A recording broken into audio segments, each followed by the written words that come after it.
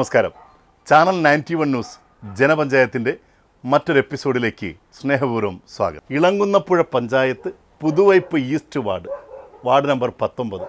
സിനോജ് കുമാർ ഈ 19-ാം വാർഡിലെ മെമ്പറാണ്. അദ്ദേഹമാണ് നമുക്ക് മുന്നിലുള്ളത്. നല്ല തിരക്കായിരുന്നു രാവിലെ കണ്ടപ്പോൾ, കാരണം ഇലക്ഷൻ്റെ തിരക്കുകൾ. എന്തായാലും ഒരു ജനപ്രതിനിധിയെ അദ്ദേഹത്തിൻ്റെ വീട്ടിൽ പോയി കാണുമ്പോൾ അദ്ദേഹത്തിൻ്റെ ചുറ്റുപാടുകളൊക്കെ നമ്മൾ ഇങ്ങനെ വീക്ഷിക്കാറുണ്ട്. ഇവിടെ ഇപ്പോൾ ഒരു കേവല സൗകര്യത്തിൽ വളരെ സാധാരണക്കാരനായി ജീവിക്കുന്ന ഒരു മെമ്പർ. അതുമാത്രമല്ല, ഉപജീവനത്തിന് വേണ്ടി വൈകുന്നേരങ്ങളിൽ രാത്രികാലം മുഴുവൻ ഓട്ടോറിക്ഷ ഓടിക്കുന്ന ഒരു ഓട്ടോറിക്ഷ തൊഴിലാളി. മരപ്പണിക്കാരനായിരുന്നു. പകൽ നേരത്ത് ഇപ്പോൾ പണിക്ക് പോകാൻ കഴിയാതിരിക്കുന്നത് കൊണ്ട്, പണിക്ക് പോകാതിരുന്നു കഴിഞ്ഞാൽ കുടുംബം പട്ടിണിയാവും എന്നുള്ളതാണ് സത്യം. സാധാരണക്കാരുടെ ഇടയിൽ ജീവിക്കുന്നു.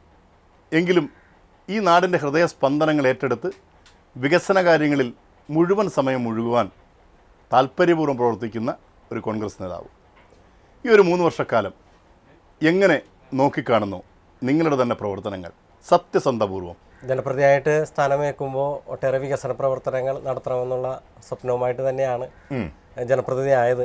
പക്ഷെ നമുക്കറിയാം, ആദ്യത്തെ ഒരു വർഷം കോവിഡുമായി ബന്ധപ്പെട്ടുള്ള തിരക്കുകളായിരുന്നു. ജനങ്ങളുടെ ആരോഗ്യ സംവിധാനത്തിനും ആരോഗ്യത്തിനും പ്രാധാന്യം കൊടുത്തുള്ള പ്രവർത്തനങ്ങളായിരുന്നു എല്ലാവരും ചെയ്തത്. ജനപ്രതിനിധികൾ എന്ന നിലയിൽ ആ പ്രവർത്തനങ്ങളൊക്കെ തന്നെ വാർഡിൽ ഓടി നടന്ന് ചെയ്യാനായിട്ട് എനിക്ക് സാധിച്ചു. അതിൽ വളരെയധികം സന്തോഷമുണ്ട്. പിന്നെ അതിനുശേഷം നമുക്കറിയാം, ആവുന്ന രീതിയിൽ പശ്ചാത്തല മേഖലയിലടക്കം ഒട്ടനവധി പ്രവർത്തനങ്ങൾ നടത്തേണ്ട ഒരു വാർഡ് തന്നെയാണ് എൻ്റെ പുതുവൈപ്പ് ഈസ്റ്റ് വാർഡ് എന്ന് പറയുന്നത്.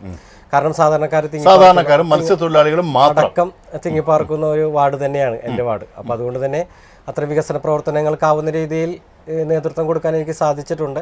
നമ്മുടെ ജില്ലാ പഞ്ചായത്തിൻ്റെയും അതോടൊപ്പം തന്നെ ബ്ലോക്ക് പഞ്ചായത്തിൻ്റെയും മെമ്പർമാരുടെ ഫണ്ടിൻ്റെ സഹായത്താൽ ആവുന്ന രീതിയിലുള്ള പ്രധാന വികസന പ്രവർത്തനങ്ങൾ എവിടെയാണ് സംഭവിച്ചത്? നമുക്ക് പ്രധാന വികസന പ്രവർത്തനം എന്ന് പറഞ്ഞാൽ നമുക്ക് ചെയ്യുവാൻ സാധിച്ചിട്ടുള്ള റോഡുകളുടെയും കാണകളുടെയും നിർമ്മാണ പ്രവർത്തനം തന്നെയാണ്. പഞ്ചായത്തിൻ്റെ ഫണ്ട് എന്ന് പറഞ്ഞാൽ നിങ്ങൾക്കറിയാവുന്നതുപോലെ തന്നെ ഒരു വർഷക്കാലം കിട്ടാവുന്ന ഒരു ഫണ്ടിന് ഒരു നിശ്ചിത തുകയുണ്ട്. അപ്പോൾ നമുക്ക് അതുകൊണ്ട് മാത്രം നമ്മുടെ വാർഡിലെ വികസന പ്രവർത്തനങ്ങൾ എങ്ങും എത്തത്തില്ല. നമുക്ക് ജില്ലാ പഞ്ചായത്തിന്റെയും അതോടൊപ്പം തന്നെ ബ്ലോക്ക് പഞ്ചായത്തിന്റെയും മറ്റ് ഫണ്ടൊക്കെ ഉപയോഗിച്ചുകൊണ്ടാണ് നമുക്ക് കൂടുതലായിട്ടുള്ള വികസന പ്രവർത്തനം ചെയ്യാൻ പറ്റുള്ളൂ. നിലവിൽ വികസന പ്രവർത്തനങ്ങൾക്ക് സാമ്പത്തികം ഒരു വലിയ ബാധ്യതയായി വന്നിട്ടുണ്ട്. അത് യാഥാർത്ഥ്യമായിട്ടുള്ള ഒന്ന് തന്നെയാണ് ആ വിഷയം. എല്ലാം മെമ്പറുടെ കുടുംബം, എനിക്ക് എൻ്റെ ഭാര്യ, 3 മക്കളാണ്. മൂത്ത 2 ആൺപിള്ളേര്, ഏറ്റവും ഇളയത് പെൺകുട്ടി. മൂത്താള് പോളിടെക്നിക് ഫൈനൽ ഇയർ ആണ്, സെക്കൻഡ്. രണ്ടാമത്തെ ആള് +2 ഫൈനല്. മൂന്നാമത്തെ ആള് SSLC എഴുതിയിരിക്കുന്നു. അങ്ങനെ 3 പേരാണ് കുട്ടികൾ. വൈഫ് അടങ്ങും 4 പേര്. ഞങ്ങൾ അങ്ങനെ മൊത്തം 5 പേര് അടങ്ങുന്നതാണ് ഞങ്ങൾ. ഈ ഒരു ചെറിയ വീട്ടിൽ ഈ 4 പേര് മൊത്തം 5 പേര് സന്തോഷമായി ജീവിക്കുന്നു. ദുസ്സഹമായ ഒരു ജീവിത സാഹചര്യം ഈ വീടിൻ്റെ അന്തരീക്ഷമല്ല ഞാൻ പറയുന്നത്. സന്തോഷമായി കഴിയുന്നുവെന്ന് പറഞ്ഞു. പുറത്തേക്ക് വെള്ളക്കെട്ടും അങ്ങനെയുള്ളൊരു സാഹചര്യത്തിലാണ് ജീവിക്കുന്നത്. അപ്പുറവും ഇപ്പുറവും വെള്ളക്കെട്ടുകൾ നിറയെ. ഇത് എങ്ങനെയാണ് ഇവിടെ നിന്നുള്ള ഈ രാഷ്ട്രീയ പ്രവേശനം? ഇവരുടെ ജീവിതം കണ്ടാണോ? എങ്ങനെയാണ് രാഷ്ട്രീയത്തിലേക്ക് വന്നത്? രാഷ്ട്രീയം എന്ന് പറയുമ്പോൾ കോൺഗ്രസ് രാഷ്ട്രീയത്തിൽ ചെറുപ്പം മുതലേ വിശ്വസിക്കുന്ന ഒരു വ്യക്തിയാണ് ഞാൻ. കാരണം എൻ്റെ അച്ഛൻ ഒരു INTUC അൺലോഡിങ് തൊഴിലാളിയായിരുന്നു. പാരമ്പര്യമായ കോൺഗ്രസ്സുകാരാണ്. അപ്പോൾ ആ ഒരു കോൺഗ്രസിനോടുള്ള സ്നേഹത്തോടു കൂടി തന്നെയാണ് വളർന്നത്. എൻ്റെ അച്ഛൻ ചെറുപ്പത്തിലേ മരിച്ചുപോയി. എൻ്റെ അച്ഛൻ ഏകദേശം എനിക്ക് 9 വയസ്സുള്ളപ്പോൾ മരിച്ചതാണ് അച്ഛൻ. ഈ യൂത്ത് കോൺഗ്രസുമായിട്ട് വളരെയധികം സജീവമായിട്ടുള്ളൊരു ആഗ്രഹവും പ്രവർത്തിക്കണമെന്ന് ആഗ്രഹം ഉണ്ടായിരുന്നെങ്കിലും ഈ പഠന സമയത്തൊന്നും സാധിച്ചില്ല. അതിനുശേഷം പഠന കാലയളവ് കഴിഞ്ഞ് ചെറുപ്പത്തിൽ തന്നെ എൻ്റെ മാരേജും കഴിഞ്ഞായിരുന്നു. മാരേജ് കഴിഞ്ഞ ശേഷമാണ് യൂത്ത് കോൺഗ്രസിലേക്ക് സജീവമായിട്ട് ഞാൻ ഇറങ്ങുന്നത്. ആ യൂത്ത് കോൺഗ്രസുമായി ബന്ധപ്പെട്ട് സജീവമായിട്ട് പ്രവർത്തിക്കുവാനും ആ യൂത്ത് കോൺഗ്രസിലെ സജീവമായിട്ടുള്ള പ്രവർത്തനത്തിൻ്റെ അടിസ്ഥാനത്തിൽ പാർട്ടി തന്നെ യൂത്ത് കോൺഗ്രസിൻ്റെ ഇളകുന്നപ്പുഴ മണ്ഡലം പ്രസിഡന്റായിട്ട് സ്ഥാനം നൽകുകയുണ്ടായി. അത് സംഘടനാ തെരഞ്ഞെടുപ്പിലൂടെയാണ് ആ സ്ഥാനം ലഭിച്ചത്. അപ്പോൾ അന്ന് ഇളകുന്നപ്പുഴയും പുതുവൈപ്പും ഒറ്റ മണ്ഡലമായിരുന്നു യൂത്ത് കോൺഗ്രസിൽ. ഇന്നിപ്പോൾ 2 മണ്ഡലമാണ്. അപ്പോൾ അന്ന് ആ ഒറ്റ മണ്ഡലമായിരിക്കുന്ന സമയത്ത് യൂത്ത് കോൺഗ്രസിൻ്റെ മണ്ഡലം പ്രസിഡന്റായിട്ട് ഇരിക്കുവാനും ഒരു ഏകദേശം 7 വർഷക്കാലം യൂത്ത് കോൺഗ്രസിൻ്റെ സംഘടനാ സംവിധാനത്തിൽ പ്രവർത്തിക്കാൻ സാധിച്ചു. ആ യൂത്ത് കോൺഗ്രസിൽ പ്രവർത്തിച്ചുകൊണ്ടിരിക്കുമ്പോൾ തന്നെയാണ് കോൺഗ്രസിൻ്റെ മണ്ഡലം പ്രസിഡന്റായിട്ടുള്ള സ്ഥാനവും പാർട്ടി തന്നെ ഏൽപ്പിക്കുന്നത്. അതും തുടർച്ചയായിട്ട് കൊണ്ടുപോകാനായിട്ട് സാധിച്ചു. അങ്ങനെ ആ മണ്ഡലം പ്രസിഡന്റ് ആയിരിക്കുന്ന സമയത്താണ് ഈ ജനപ്രതിനിധിയായിട്ട് വാർഡിൽ പഞ്ചായത്ത് ഇലക്ഷൻ മത്സരിക്കുവാനും ഏകദേശം 200 വോട്ടിൻ്റെ ഭൂരിപക്ഷത്തോടു കൂടി എനിക്ക് വിജയിക്കുവാനും സാധിച്ചത്. ഇളങ്കുന്നപ്പുഴ RNB തോടാണ്. വളരെ പ്രശസ്തമാണ്, പേരുകേട്ട ഒരിടമാണ്. മത്സ്യസമ്പത്തൊക്കെ ധാരാളമായി ഉണ്ട്. എങ്കിലും ഇത്തരം സ്ഥലങ്ങളിൽ ഇനിയും വികസനങ്ങൾ എത്തേണ്ടതുണ്ട് എന്ന് തോന്നിയിട്ടില്ലേ? തീർച്ചയായും. കാരണം ഈ ജലസമ്പത്തൊന്നും നമ്മൾ വേണ്ട രീതിയിൽ സംരക്ഷിക്കുന്നില്ല. ഒരു ചെറിയ റോഡ്, ഇരുവശവും വളരെ ചെറിയ ചെറിയ വീടുകൾ, ഇവിടെയൊക്കെ ധാരാളമായ വികസനങ്ങൾ ഇനിയും എത്തേണ്ടതുണ്ട്. എന്താണ് ഒരു ഡ്രീം, ഒരു സ്വപ്നം, എങ്ങനെ എത്തിക്കുവാൻ സാധിക്കും? ഈ ആറമ്പിത്തോടെന്ന് പറയുന്നത് നമ്മുടെ ഇളകുന്നപ്പുഴ ഗ്രാമപഞ്ചായത്തിനെ സംബന്ധിച്ചിടത്തോളം അതിൻ്റെ ഹൃദയഭാഗത്തുകൂടി ഒഴുകുന്ന ഒരു വലിയ തോട് തന്നെയാണ്. അപ്പോൾ ഇതിൻ്റെ ഏറ്റവും വലിയൊരു വിഷയം തന്നെയാണ്. കാരണം ഇതിൻ്റെ അഴിമുഖവുമായി ബന്ധപ്പെട്ട് നമ്മുടെ പഞ്ചായത്ത് ഏറ്റവും വലിയൊരു വിഷയം അഭിമുഖീകരിച്ചുകൊണ്ട് മുന്നോട്ട് പോവുകയാണ്. കാരണം ഇതിൻ്റെ അഴിമുഖത്തിന് പലപ്പോഴും മണ്ണ് വന്ന് അടിഞ്ഞ് അവിടെ ആഴം കിട്ടാത്തൊരവസ്ഥയുണ്ട്. അപ്പോൾ വെള്ളത്തിൻ്റെ ഒഴുക്കിനെ അതിനെ സാരമായിട്ട് ബാധിക്കുന്നുണ്ട്.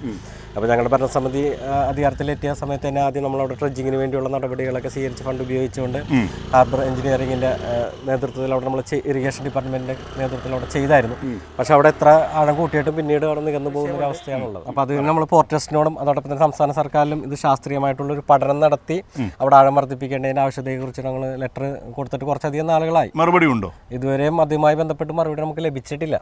അതൊരു ഏറ്റവും വലിയ വിഷയം. പിന്നെ അതോടൊപ്പം തന്നെ ഇത് നമ്മൾ കഴിഞ്ഞ ഭരണസമിതിയുടെയും നമ്മുടെ ഭരണസമിതിയുടെയും സമയങ്ങളിൽ പലപ്പോഴായിട്ട് ആഴം വർദ്ധിപ്പിച്ചുവെങ്കിലും പലപ്പോഴും ആഴം പെട്ടെന്ന് തന്നെ നികന്നു പോകുന്നൊരവസ്ഥയും കൂടി ഉണ്ട്. പിന്നെ ഈ ആറമ്പിത്തോടിൻ്റെ ഇരുകരകളിലുമായിട്ട് ജനങ്ങൾ തിങ്ങിപ്പാർക്കുന്നതാണ്. നമ്മുടെ ഇളകുന്നപ്പുഴ മാലിപ്പുറം തുടങ്ങി നമ്മുടെ ഈ പലമുരിക്കുംപടം വരെയുള്ള ഭാഗങ്ങളിലൊക്കെ തന്നെ ജനങ്ങൾ തിങ്ങിപ്പാർക്കുന്ന ഒരു ഇടമാണ്.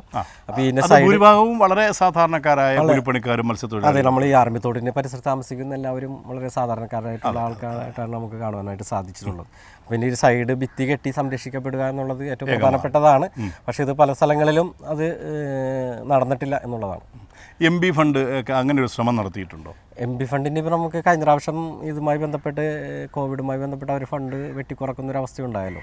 ഇതുമായി ബന്ധപ്പെട്ട് നമ്മൾ സമീപിച്ച് കഴിഞ്ഞപ്പോൾ ഫണ്ടിൻ്റെ അപര്യാപ്തതയാണ്, ലഭ്യത കുറവാണ് MP ചൂണ്ടിക്കാണിച്ചത്. ഞങ്ങളുടെ കാലാവധി സമയത്ത് നമ്മൾ മാലിന്യത്തിന് വേണ്ടിയാണ് മാലിന്യമുക്തമത്തിലുള്ള കാര്യത്തിന് വേണ്ടിയാണ് ഏറ്റവും അധികം പ്രാധാന്യം കൊടുക്കുന്നത്. ഇപ്പോൾ ഇന്നിപ്പോൾ നമ്മുടെ കേരളം ഏറ്റവും പ്രാധാന്യം കൊടുക്കുന്നത് മാലിന്യ വിഷയത്തിലാണല്ലോ.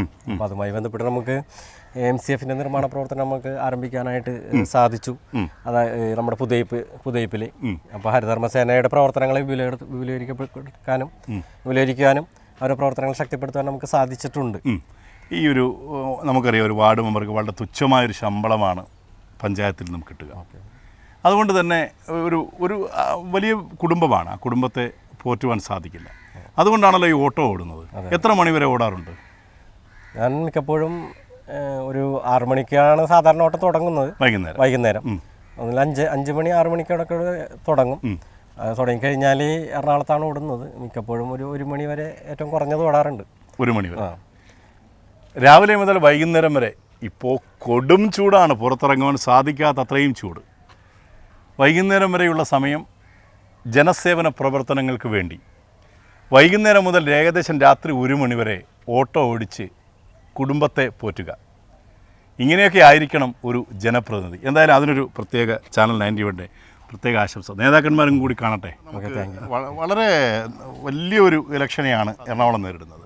ഇവിടെ എറണാകുളം പാർലമെൻറ്റ് മണ്ഡലത്തിൽ ഒരിക്കലും ഒരു അട്ടിമറിയും നടക്കില്ല എന്നുള്ള കാര്യത്തിൽ ഞങ്ങൾക്ക് 100% ഉറപ്പ് തന്നെയാണ്. ഞങ്ങളുടെ പരിശ്രമം എന്ന് പറഞ്ഞു കഴിഞ്ഞാൽ ഹൈബിക്ക് കഴിഞ്ഞ പ്രാവശ്യം ലഭിച്ചതിനേക്കാൾ കൂടുതൽ ഭൂരിപക്ഷം നൽകുക എന്നുള്ളതാണ് ഞങ്ങളുടെ പാർട്ടി പ്രവർത്തകർ എന്ന നിലയിൽ ഞങ്ങൾ കൂടുതലായിട്ട് അതിനുവേണ്ടിയുള്ള പ്രയത്നത്തിലും അതിനുവേണ്ടിയുള്ള കഠിനമായിട്ടുള്ള ശ്രമത്തിലുമാണ്. വിജയത്തെക്കുറിച്ച് ഞങ്ങൾക്ക് യാതൊരു സംശയവുമില്ല. നേരത്തെ പറഞ്ഞു, ഒരു സമയത്ത് ആളുകൾക്ക് വഴി നടക്കാൻ പോലും പറ്റുമായിരുന്നില്ല ഈ ഒരു ചതുപ്പ് സ്ഥലത്ത്. അതെ. അങ്ങനെ ഒരു സ്ഥലത്ത് മനോഹരമായൊരു റോഡ് നിങ്ങൾ നിർമ്മിച്ചു നൽകിയിരിക്കുന്നു, അല്ലെങ്കിൽ നിങ്ങളെ വിശ്വസിച്ച് ഭരണമേൽപ്പിച്ച ജനങ്ങൾക്ക് വേണ്ടി നിർമ്മിച്ചു നൽകിയിരിക്കുന്നു. ഈ റോഡ് ഇവിടം മുതൽ ഇവിടം വരെയാണ്. എങ്ങനെയാണ് ഇതിൻ്റെ നിർമ്മാണ പ്രവർത്തനങ്ങൾ? ഇത് നമ്മുടെ പണ്ടുകാലം മുതൽക്കുള്ള റോഡാണ്. പക്ഷേ ആ റോഡ് താഴ്ന്ന് അതോടൊപ്പം തന്നെ പൊട്ടിപ്പൊളിഞ്ഞ് കിടക്കുകയും അതോടൊപ്പം തന്നെ ഇവിടെ മഴ പെയ്ത് കഴിയുമ്പോൾ ഈ സെൻട്രലായിട്ട് നല്ലൊരു വെള്ളക്കെട്ടായിരുന്നു രൂപപ്പെട്ടിരുന്നു വെച്ച്. അപ്പോൾ ഈ വെള്ളം നീന്തിയാണ് ഇവിടുത്തെ ആൾക്കാർ നടന്നു പോയിരുന്നത്. ഇലക്ഷൻ പ്രചരണ സമയത്ത് പോലും നമ്മളിവിടെ വന്നപ്പോൾ ഇവിടുത്തെ ജനങ്ങൾ ഏറ്റവും ആദ്യമായിട്ട് നമ്മളോട് പറഞ്ഞ കാര്യമാണ് ഈ റോഡിൻ്റെ നിർമ്മാണ പ്രവർത്തനം എത്രയും വേഗത്തിലൊന്ന് ചെയ്തു തരണമെന്ന്. ഇപ്പോൾ ഇൻ്റർലോക്കൊക്കെ ഇട്ട് ഓടയൊക്കെ കാണായോടെ ഉൾപ്പെടെ നമുക്കത് പണി തീർക്കാനായിട്ട് സാധിച്ചു. ജില്ലാ പഞ്ചായത്തിൻ്റെ ഫണ്ട് ഉപയോഗിച്ചുകൊണ്ടാണ് ചെയ്തത്. ഏകദേശം 20 ലക്ഷം രൂപയാണ് നമ്മൾ ഈ റോഡുമായി ബന്ധപ്പെട്ട് നിർമ്മാണത്തിനായിട്ട് ചെലവാക്കിയത്. ഇപ്പോൾ ഇനി ഒരു 2 വർഷം കൂടി ഭരണ തുടർച്ചയുണ്ട്. സാമ്പത്തികമായി ചില ബുദ്ധിമുട്ടുകളൊക്കെ ഉണ്ട്. എന്താണ് ഈ ഒരു വാർഡിനെ കുറിച്ചുള്ളൊരു സ്വപ്ന പദ്ധതി?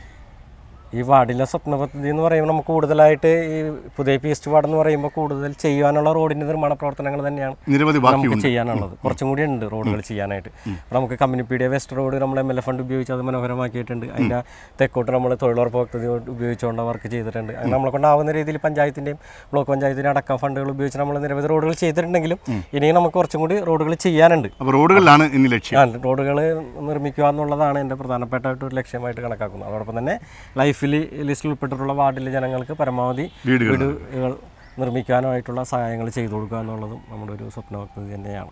ശരി. അപ്പോൾ എന്തായാലും അസാമാന്യമായ ചൂടാണ്, പക്ഷേ തളരാത്ത മനസ്സാണ്, ഉറച്ച ചുവടുകളാണ്. ജനങ്ങൾക്ക് വേണ്ടി ജീവിക്കുന്നു, കുടുംബത്തിനു വേണ്ടി ഓട്ടോ ഡ്രൈവറായി മറ്റൊരു മുഖം. തുടർന്നും ഇങ്ങനെ ഒരു പടി കൂടി മുന്നോട്ട് പോകുവാൻ കഴിയട്ടെ. ജനങ്ങൾക്കിടയിൽ ഇങ്ങനെ എല്ലാവർക്കും ഇഷ്ടപ്പെട്ട പ്രിയങ്കരനായ അതൊരു രാഷ്ട്രീയവുമില്ലാതെ മുന്നോട്ട് പോകാൻ കഴിയട്ടെ. ചാനൽ 91നോടൊപ്പം ഈ ദേശത്തിൻ്റെ കാര്യങ്ങൾ പങ്കുവച്ചതിൽ ഒരുപാട് സന്തോഷം. Thank you very much. Okay, thank you. നിഷ്കളങ്കമായ ഗ്രാമങ്ങളിലേക്ക് കടന്നു ചെല്ലുമ്പോഴാണ് നമുക്കവരുടെ ബുദ്ധിമുട്ടുകളും വിഷമവും വേദനയുമൊക്കെ മനസ്സിലാക്കുവാൻ സാധിക്കുന്നത്. നമ്മുടെ നാടും നാട്ടാരും ഇനിയും ഒരുപാട് പുരോഗമന വഴിയിലേക്ക് വരാനുണ്ട്. അതിന് ജനാധിപത്യ സംവിധാനത്തിൽ ഇതുപോലെയുള്ള കഠിനാധ്വാനികൾ ഉണ്ടാകണം. ജനപഞ്ചായത്ത് തുടരുകയാണ് മറ്റൊരു ഗ്രാമത്തിൻ്റെ ഹൃദയത്തിലൂടെ. ക്യാമറാമാൻ ബിനു ജോർജിനൊപ്പം ബിജു കിഴക്കനില, ചാനൽ 91 ന്യൂസ്.